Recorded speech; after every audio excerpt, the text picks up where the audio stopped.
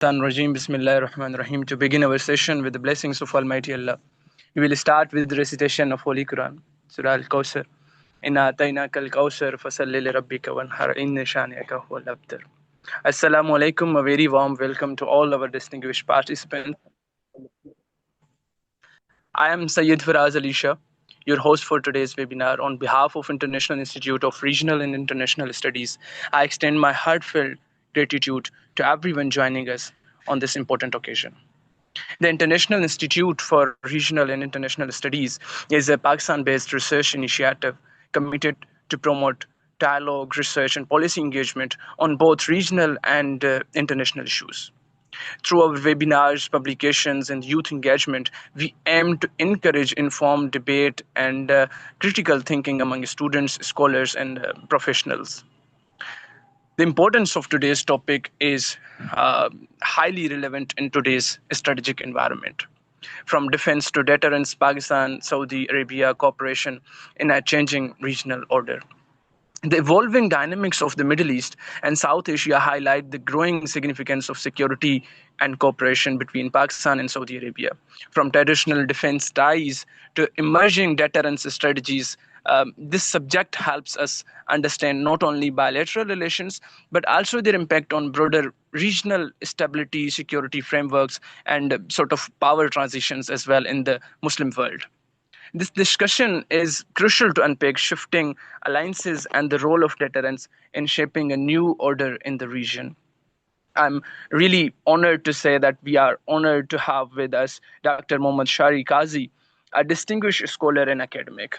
Dr. Qazi is assistant professor in the Department of Political Science at University of the Punjab. He holds doctorate in international relations, where his doctoral research focused on nuclear diplomacy between India and Pakistan and its impact on strategic equilibrium. He is a 2023 South Asian Voices Fellow at the Henry L. Stimson Center, Washington, D.C. He served as a Nuclear Responsibilities Ambassador for BASIC UK, and he was awarded the Certificate of Merit in Academic Excellence by the Department of Strategic and Nuclear Studies, National Defense University, Islamabad. Dr. Qazi is author of a book as well, Escalation Patterns in South Asia, The Future of Credible Minimum Deterrence is the name of his book. He regularly contributes to renowned policy outlets and academic journals, both nationally and internationally.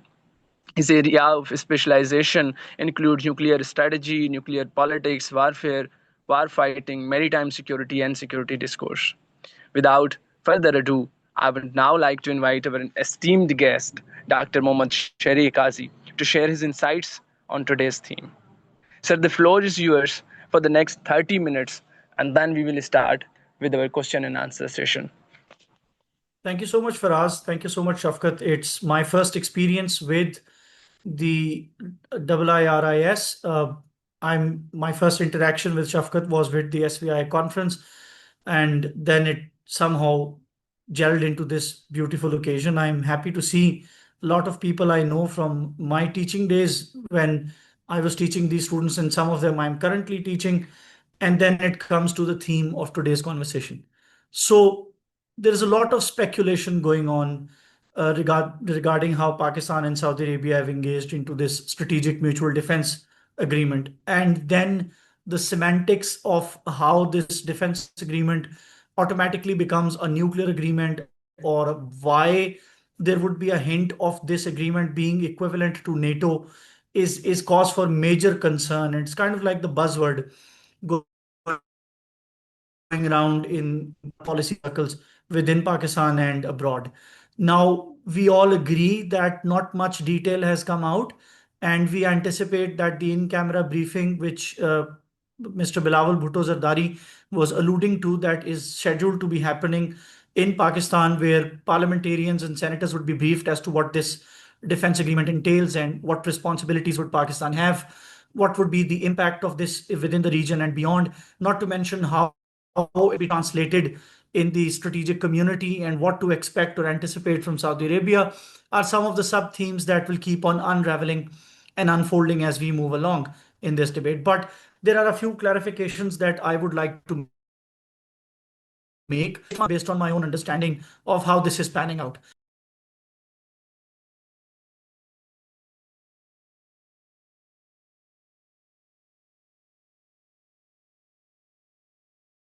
Sir, please unmute yourself, please, sir. Unmute yourself. All right, I think it went mute. All right, moving forward. So I'll just give the disclaimer that these views are my own and they do not necessarily reflect that of my institution. And these are my personal opinions and my analyses on the topic. So how does this defense agreement come about? Let's unravel. So let's take the first things first. Is this a new defense agreement and this is something novel in its kind and something so new that the world actually needs to sit down and think how it works? To answer that briefly, it's not a new agreement. If we remember our history correctly, the North Yemen civil war of the 1960s was the first time Pakistan had extended its assistance to the Saudi Arabia in a form of defense. Aspect needs to be kept in mind because it's a very important timestamp in history from where this relationship automatically matures between Pakistan and Saudi Arabia to the point that we see today, or whatever expectations we are anticipating when it unravels in public knowledge. So the Yemen civil war of the 1960s was a time when Saudi Arabia felt insecure as to how Jamal Abdel Nasser's government was pushing into Yemen and how Saudi Arabia was supporting the loyalist regime in tandem with the Hashemite kingdom of Jordan, and how when the civil war had ended, the royalists were not able to make a decisive victory, and the let's say the revolutionaries of northern Yemen were able to make a decisive mark, and eventually Saudi Arabia did recognize them. But this is also a time when the recognition was made that Saudi Arabia would require assistance from certain countries. And Pakistan was likely the proximity power in that particular context, and Pakistan lended assistance. And the assistance, in very general terms, was Pakistan's willingness to defend the holy cities of Makkah and Medina. So Pakistan would send out troops, and these troops will be deployed. And this is something somewhere around 1967. And these troops will be deployed in Mecca and Medina, and the basic purpose would be to protect the holy mosques. And though the number was not significant, it kept on switching between 1,500 to 2,000, all the way up to 15,000 to 20,000. And that fluctuation was in parlance with exactly how severe the situation around Saudi Arabia was. So when the Arab-Israel war was happening in the 1960s, the troop number went up. When there was no hostility in the region, the troop number went down.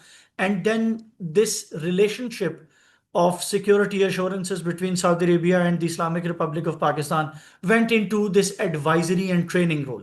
So Pakistani armed forces would also be responsible for training and improving the Saudi royal forces, because we all know that Middle Eastern countries, particularly this part of the world, they may have very adequate weapon systems.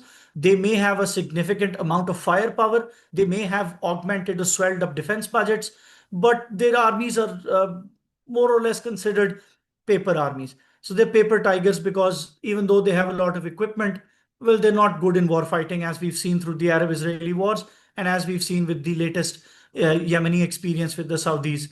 So Pakistan's position somehow was never mistranslated in those times as a proxy or an extended security assurance beyond the holy cities. And I think for the most part, that agreement was generally acceptable to everyone. And then Pakistan nuclearizes in 1998. And the whole scenario changes because now the world would like to understand Pakistan's nuclear capacity from a standpoint of not just being a nuclear weapon state, but rather being a Muslim nuclear weapon state. And the government of Pakistan, time again, since 1998, has been continuously clarifying to the international community that Pakistan's nuclear deterrent is exclusively reserved for the Republic of India. Its nuclear deterrent commitments are vis-a-vis India. Its nuclear posture is vis-a-vis India. And even though there may be social conversations even within Pakistan from different political groups or different academics that Pakistan's nuclear deterrent or Pakistan's missile capabilities are reserved for the entire Muslim world, this is exactly the kind of misconception that I think this particular event that we're having today sort of dwells on and sort of wants to address. I believe that Pakistan's deterrent capability has less to do with offering an extended deterrence to the Middle Eastern countries and more to do with Pakistan's own national security. And we all understand that national security may not be extended the way the international community thinks it is. But then comes the tricky part. If the United States was able to extend nuclear deterrence to its partners and allies in Europe, the whole extended deterrence narrative, is it possible that some other region can also envision or design a security or collective defense initiative on these lines? That's why when this strategic defense agreement happened, rather taking some time to see how it unfolds, the international community started saying this is equivalent to NATO. Now, when they equate this particular agreement to NATO, the whole idea that they say is that this agreement is in a reactionary response to what the armed forces of Israel did in Qatar.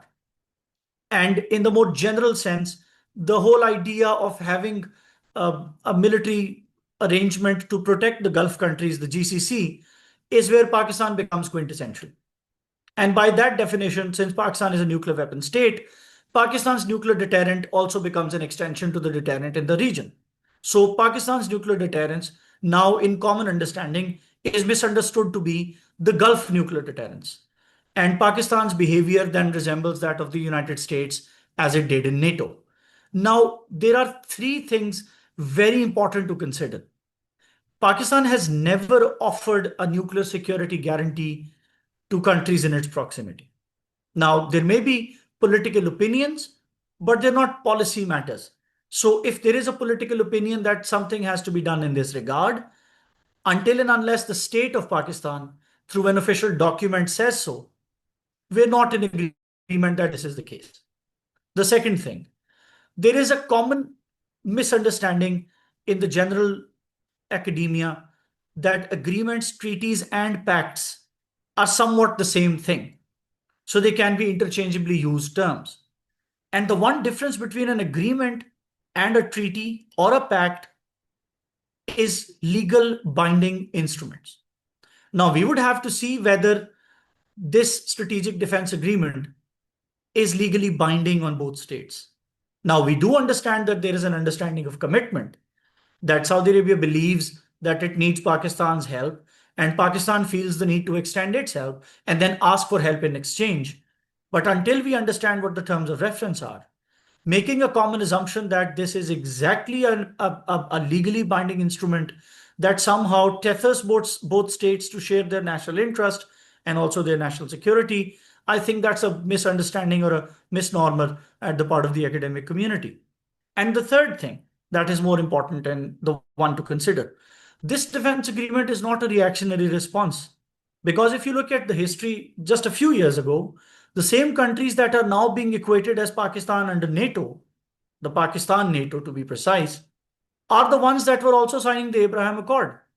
So if they were already willing to sit down and negotiate and settle their differences, it's not so that one incident in Qatar would be enough to galvanize the entire region into forming a collective security initiative. Now, we do understand that there is a security element to consider, and Saudi Arabian armed forces would definitely be considering it.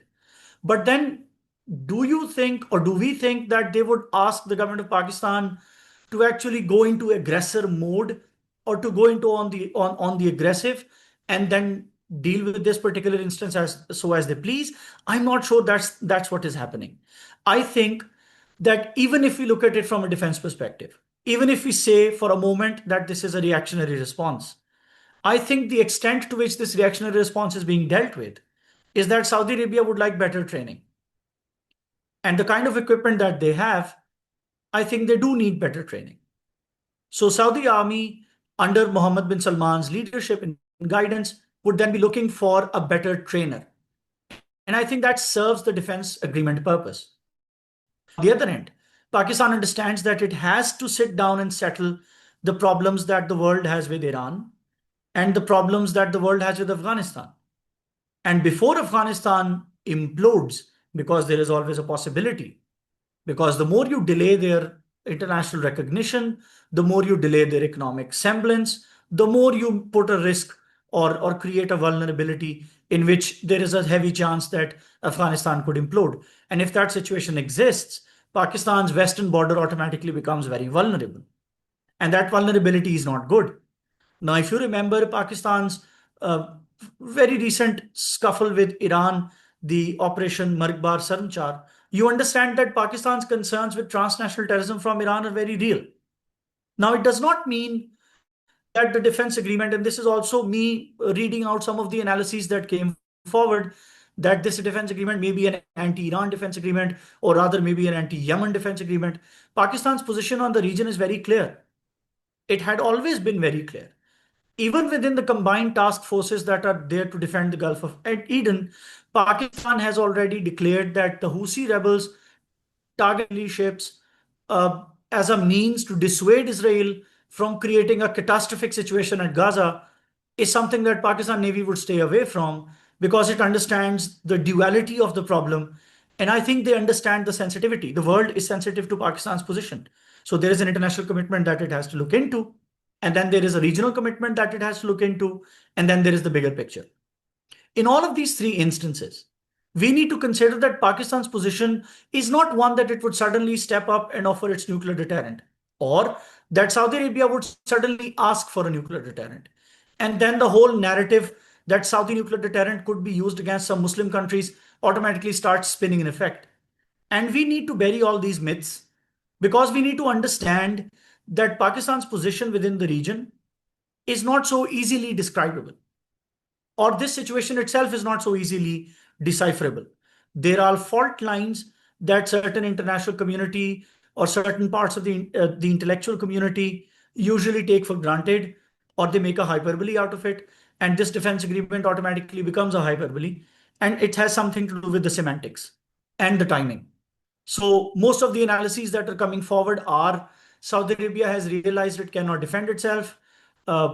Israel's ambitions are growing out of its concern. Many of the international community cannot stop Israel. So they have somehow allowed Pakistan this access, and Pakistan will provide the ultimate security guarantee. That's one myth that we need to address. The second myth is that Pakistan has always been part of the GCC alliance. General Raheel Sharif is leading the armed forces coalition. Therefore, Pakistan has a role to play in it. Therefore, Pakistan has a stake. That's the second myth. The third myth is that Pakistan is in a position that it can play the role of a regional hegemon or the net security provider for the Middle Eastern nations, and therefore it has the license to extend its deterrence. And that's where the terms strategic depth or strategic defense agreement. So whenever the word strategic comes in, most of the people think it's nuclear. It's not the case.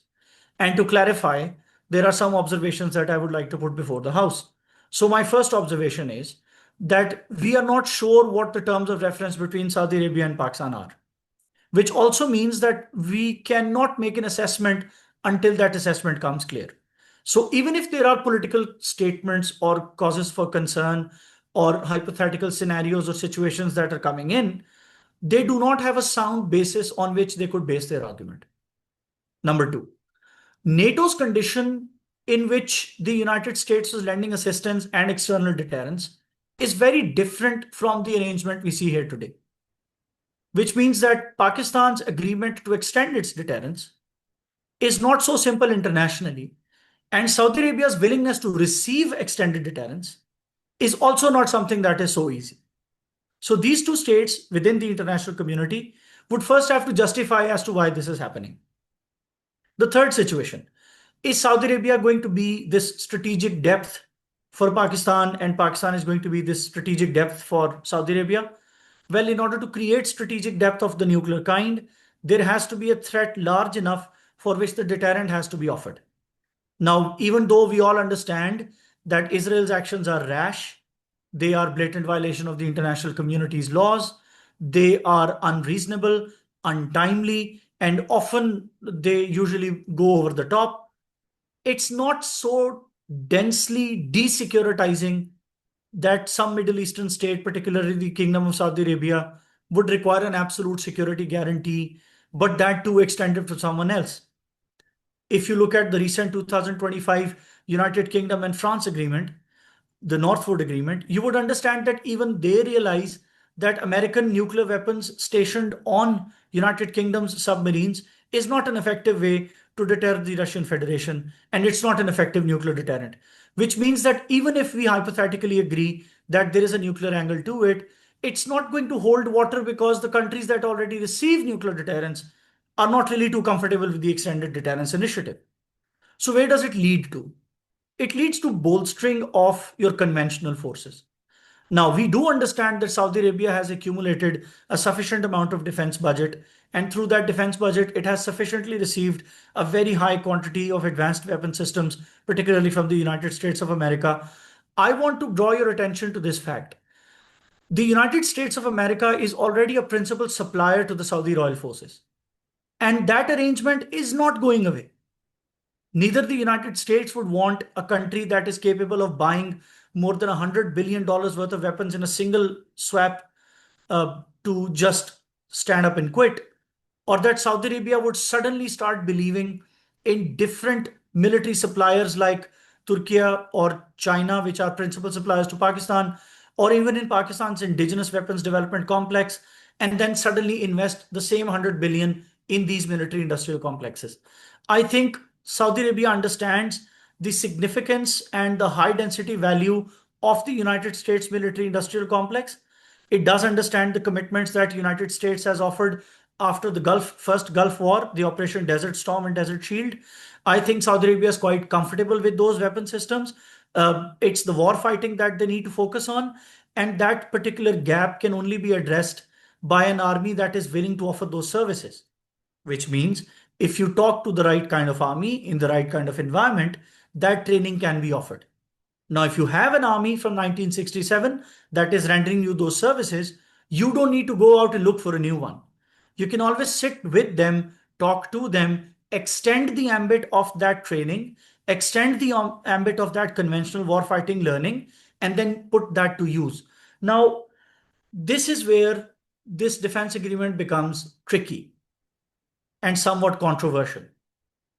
So, the controversy that most people would spin would be, is this the right kind of environment in which Saudi Arabia would learn from Pakistan and then use that learning with the weapon systems it has received from the United States on its regional proximity? So I'm alluding to the continuation of the Yemen conflict. I'm alluding to any other conflict that Saudi Arabia may initiate. And that's something that Saudi Arabia has to answer. It's not Pakistan that is in a position, or the United States of America that is in the position, or China, or Russia, or any of the member states of the United Nations for that matter, that can task out to the Kingdom of Saudi Arabia exactly what they should do with their armed forces. So even though you may argue that this learning could be corrosive, it's the kind of learning that should not be had, the temptation of not going to a crisis or a conflict is still Saudi Arabia's choice. Now, even though situations like these, states that are part of the agreement or treaties can extend some form of influence and then prevent these things from happening. And that's the diplomatic side.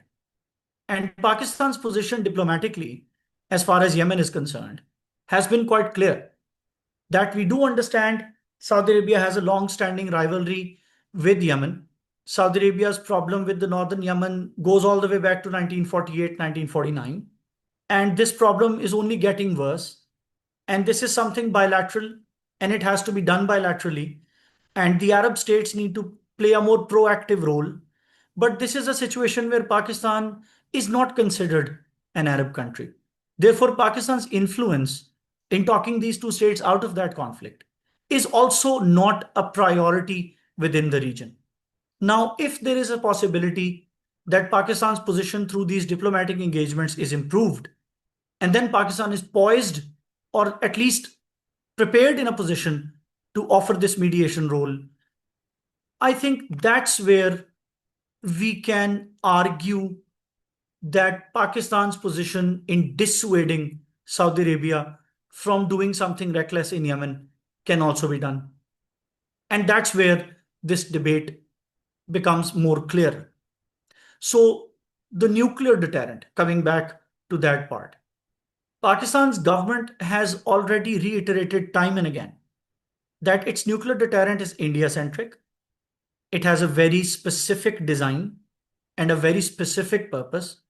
And even though it may have some part of ambiguity, that ambiguity is also extended towards India. So it should not be misunderstood that Pakistan's nuclear weapons are for hire and they can be bought or used by other states. Or there can be some entanglements and agreements where Pakistan is then forced to revisit its nuclear deterrence, revisit its nuclear doctrine, revisit its force posture. These three things are not easy to do, not even nationally, let alone internationally. Even if you're thinking about doing it internationally, it has consequences and repercussions. When NATO was formed, the Soviet Union did not just let it happen. The Soviet Union doubled down on Europe, offered the Warsaw Pact, renuclearized the regions that were not nuclearized before, and then started this chest thumping where even the United States became very cautious and careful.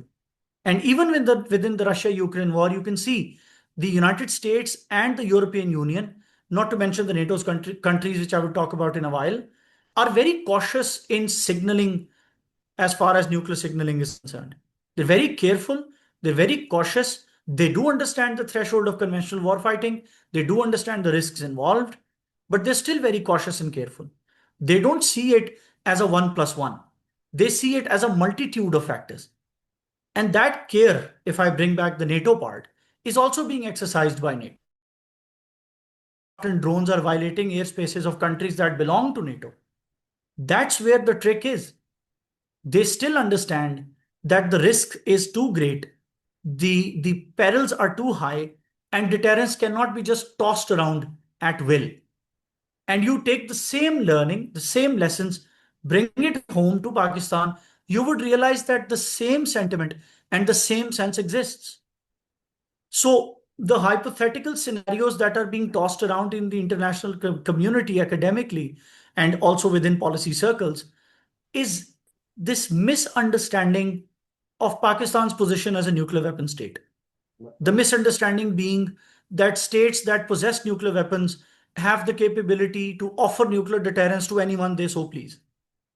And this misunderstanding is something that has to be addressed with effectively, and it has to be dealt with seriously.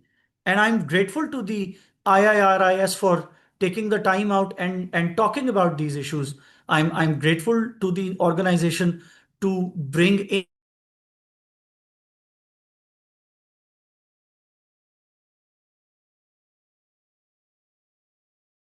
that we need to first let this issue develop.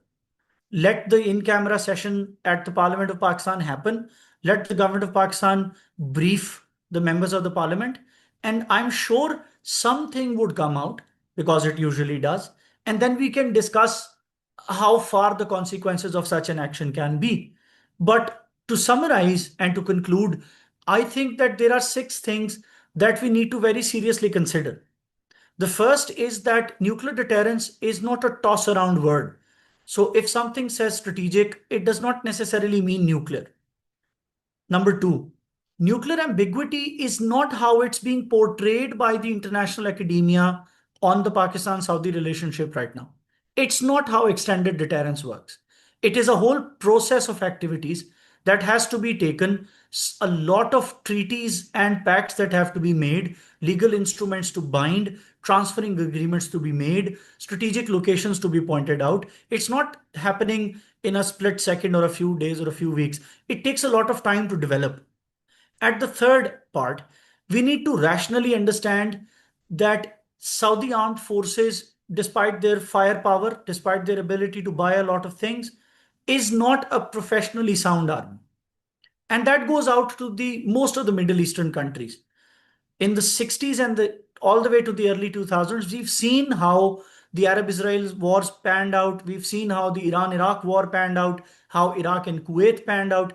And in all of these, we saw that the Arab armed forces, despite having numerical superiority, despite having better weapons, were not situationally aware.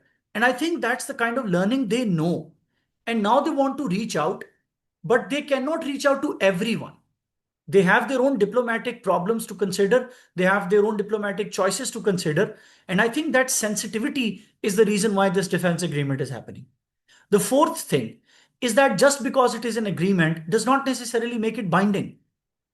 Once it becomes a treaty or a pact, once we understand what Saudi Arabia wants, once we understand what Pakistan wants, once we understand what was being offered, what was being accepted, what was being received, I'm not sure we should be in a position to critique or comment. The fifth aspect to this debate is that one has to understand the security apparatus or the security matrix of the region from the region itself. So if I'm sitting in the United States, or if I'm sitting at the United Kingdom, or if I'm sitting in Brazil, I would see the Middle East from a Brazilian perspective or an American perspective or a British perspective and not a Middle Eastern perspective. Middle Eastern states have now realized there are vulnerabilities that they need to address. The weapon systems they have are very good, but the training and equipment are two parts of the same coin. They need to be better trained, they need to be better equipped. And one more thing to this, I'm not sure, but I'm confident that the agreement Saudi Arabia has with the United States of America, as far as defense procurement is concerned, would definitely be a hurdle in Pakistani armed forces teaching Saudi armed forces weapons and equipment from the United States. I think there will always be a sir Chinese wall excuse in me between. Sir sorry for disturbing Mhm. You we have just 1 minute तो And उसके I'm बाद concluding, so I'm on my last हाँ anyways. Sir इसके बाद link जो है ना and हो जाएगी उसके बाद हम सेम लिंक से ज्वाइन करेंगे thank you very much Sure, continue sure. Continue please sir Sure. So the last thing that we need to consider is that Pakistan's commitments to security within the region are to be seen in positive light rather than a reactionary negative light. So Pakistan's responses and its position is not reactionary, it's proactive. And this proactivity needs to be appreciated, although one can argue that we need the details for it. And I think that's where I would rest my case that once the details start coming out, we can have a better discussion.